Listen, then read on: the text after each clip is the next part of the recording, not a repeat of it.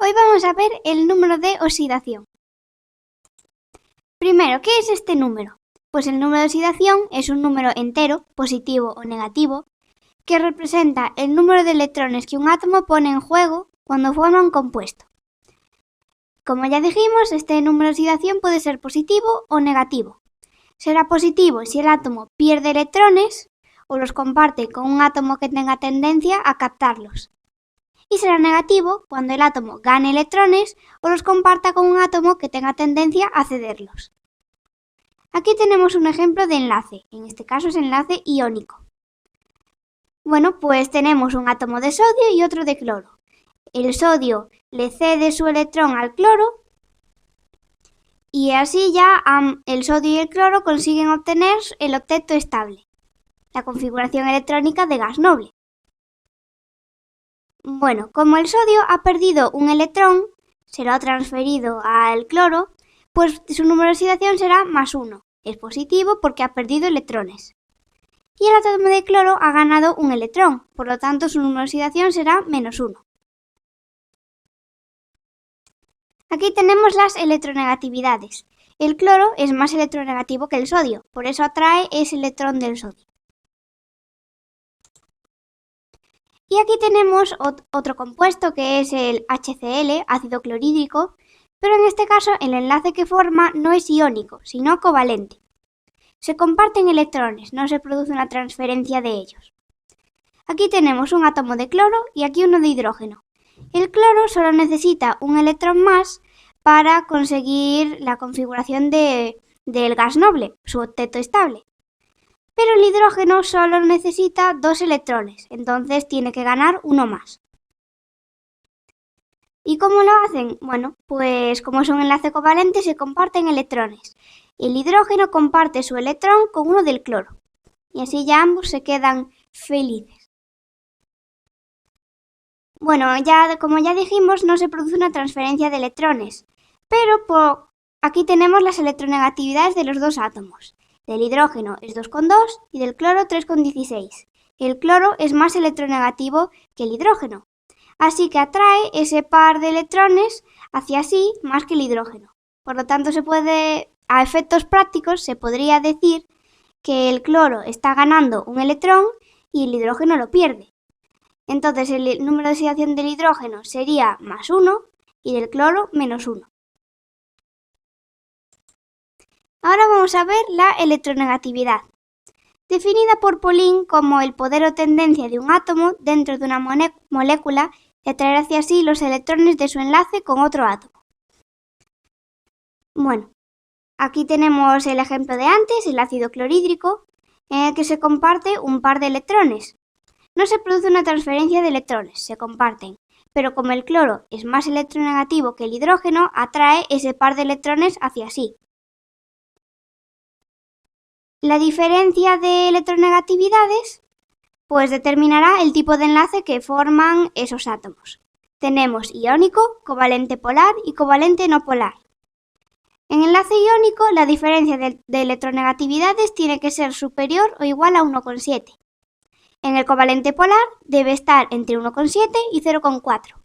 Y en el covalente no polar la diferencia es inferior a 0,4. Aquí tenemos las electronegatividades del cloro y del hidrógeno. Del hidrógeno 2,2, del cloro 3,16. Si hallamos la diferencia da 0,96. ¿Qué tipo de enlace es? Pues 0,96 está entre 1,7 y 0,4. Así que este enlace será covalente polar. Decimos que es polar porque hay una zona más negativa y otra más positiva. En este caso, la zona del cloro es una región rica en electrones, más negativa, porque atrae hacia sí ese par de electrones. Mientras que el hidrógeno, a efectos prácticos, pues decimos que ha perdido un electrón. Así que su zona es pobre en electrones y es más positiva. Aquí tenemos una dirección para jugar con las electronegatividades. Pues vamos a poner este ejemplo, el ácido clorhídrico. Hidrógeno y cloro. Aquí están las electronegatividades y vemos que la diferencia es 1,06. Como está entre 0,4 y 1,7, el enlace será covalente polar. Otro ejemplo sería la sal, cloruro de sodio. Y ya lo tenemos. La diferencia de electronegatividades es 2,23. Como 2,23 es mayor que 1,7, el enlace será iónico. Ya vemos aquí que la región más positiva es la del sodio, porque está en amarillo, rojo, naranja, y la del cloro es más negativa, por su zona en azul. Y ahora vamos a conseguir la diferencia de electronegatividades más grande posible. Ya vemos que el elemento menos electronegativo que existe es el francio, con 0,7. Y el más electronegativo es el flúor, 3,98. Esto ya es un enlace iónico, 3,28, da la diferencia de electronegatividades. Y vemos que el francio sería, una región más positiva que la del flúor.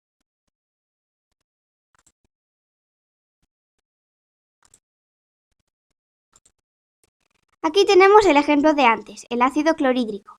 Se juntan el hidrógeno y el cloro mediante enlace covalente y se comparte este par de electrones.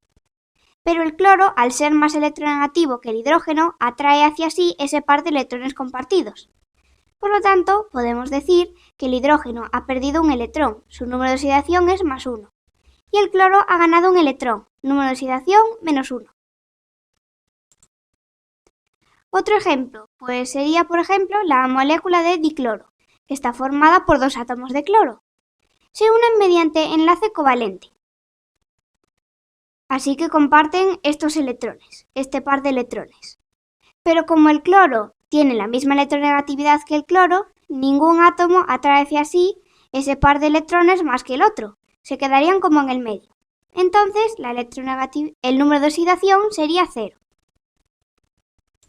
Vamos a ponerlo aquí, cloro y cloro. Electronegatividad del cloro 3,16, del otro cloro 3,16. La diferencia de electronegatividades sería 0. Entonces un covalente apolar porque 0 es menor que 0,4. Ahora vamos a ver unas reglas para determinar el número de oxidación. En las sustancias simples, que están formadas por un solo elemento, el número de oxidación es 0, como en el ejemplo anterior de la molécula de dicloro. Pero también tenemos el oro, u 8 azufres también. Después, en los iones monoatómicos formados por un solo átomo, el número de oxidación coincide con la carga del ion. Por ejemplo, en el litio más, su carga sería 1 más, +1. Así que el número de oxidación sería +1. Luego, en el calcio +2, el número de oxidación es +2. En el hierro 3, número de oxidación +3. Después, el número de oxidación del flúor es siempre -1, por ser el átomo más electronegativo que existe. Vale, pues siempre será -1. El número de oxidación del oxígeno es siempre -2, salvo en estos casos. Cuando el oxígeno se combina con flúor, su número de oxidación será +2. Y cuando el oxígeno forma un peróxido, como en el agua oxigenada, que tiene esta fórmula, su número de oxidación es -1. Después, el número de oxidación del hidrógeno es siempre +1, excepto en los hidruros metálicos, que está formado por hidrógeno y un metal. Pues en este caso, su número de oxidación es -1. Algunos elementos tienen distinto estado de oxidación en función del compuesto que forman. Ya lo vimos, por ejemplo, con el oxígeno. Su número de oxidación suele ser -2, pero cuando se combina con flúor pasa a ser +2 y cuando forma un peróxido, -1. Y una regla muy práctica. La suma de los números de oxidación es igual a la carga de la especie. Si se trata de sustancias, una molécula neutra, la suma será 0. Mientras que si se trata de iones será igual a la carga de estos. Pues tenemos aquí, por ejemplo, el anión perclorato, con esta fórmula. Ya vemos que la carga sería -1, así que la suma de todos los números de oxidación debe de ser -1. El número de oxidación del oxígeno, sería -2, porque no está ni combinado con el flúor ni está formando un peróxido. -2 por 4 oxígenos que hay, -8. -8 más el número de oxidación del cloro tiene que ser -1, por lo tanto su estado de oxidación será +7. ¿Y otras reglas? En los halógenos, que es la columna del flúor, su número de oxidación es -1.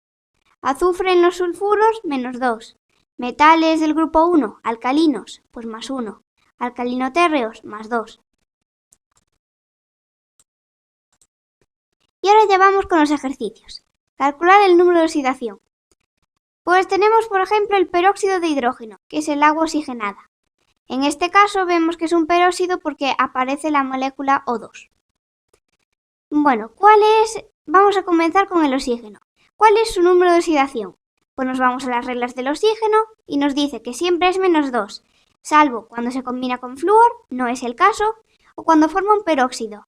Es un peróxido, por lo tanto su número de oxidación será -1. Pues ponemos -1.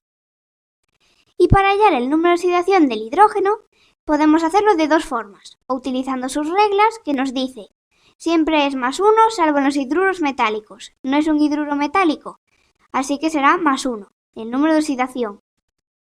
O también con la última regla. Esta es una molécula neutra, así que su carga es 0 y la suma de los números de oxidación debe ser 0. -1 por 2, -2. Y -2 más 2 por el número de oxidación del hidrógeno debe dar 0, así que el número de oxidación será +1. Luego, el trifluoruro de boro. Esta es su fórmula. ¿Cuál es el número de oxidación del flúor? El flúor es el átomo más electronegativo que existe, por lo tanto su número de oxidación es -1. Y para el boro utilizamos la última regla. Esta es una molécula neutra. La suma de los números de oxidación debe ser 0. -1 por 3 flúors que hay, -3. -3 más el número de oxidación del boro debe ser 0. Por lo tanto, su estado de oxidación será +3. Y por último, el dicromato de potasio. Esta es su fórmula. Comenzamos con el oxígeno.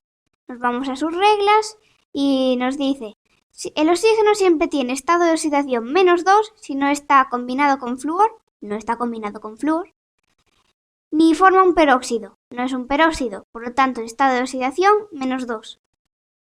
Ahora nos queda el potasio y el cromo. Nos vamos al potasio, que es un alcalino. Ya nos dice que su número de oxidación es +1. Y ahora solo nos queda el cromo, así que vamos a plantear la ecuación. 2 potasios que hay por su número de oxidación, que es +1, más 7 oxígenos por el número de oxidación, que es -2, más 2 cromos por su número de oxidación, que no se sabe, X, es igual a 0. Despejamos la X y nos da +6. Por lo tanto, al final nos queda el potasio, número de oxidación +1, el cromo, número de oxidación +6 y el oxígeno, número de oxidación -2.